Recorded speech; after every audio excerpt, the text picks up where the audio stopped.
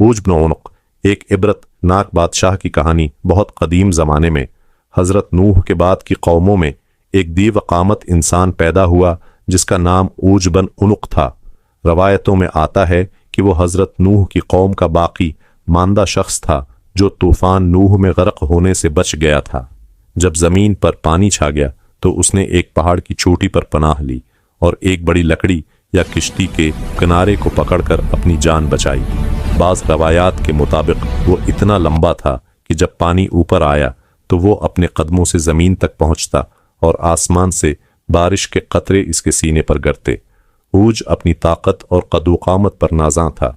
उसका सिर बादलों से बातें करता। वो एक हाथ में पहाड़ उठा लेता, दरख्त को तोड़कर नेज़ा बनाता और ज़मीन के सबसे बड़े बादशाहों को अपने सामने गुलाम समझता। उसके जुल्म का ये आलम था कि जो भी उसके सामने सर उठाता वो उसे अपने हाथों से मसल देता।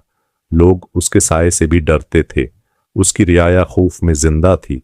वो खुद को खुदा का मुकाबिल समझने लगा। उसका गुरूर इतना बढ़ गया कि वो कहता, अगर आसमान पर कोई खुदा है तो मैं उससे जंग करूंगा। ये बातें ज़मीन व आसमान के मालिक को पसंद न आएं।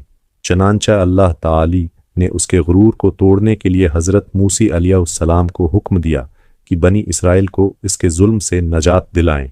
हज़रत मूसी ने अपनी कौम को तैयार किया। वो अल्लाह के नाम पर निकले। जब ऊज को खबर मिली कि मूसी एक लश्कर के साथ आ रहे हैं तो वो हंसा और कहने लगा, मैं तो इन सबको एक हाथ से मुट्ठी में दबा दूंगा।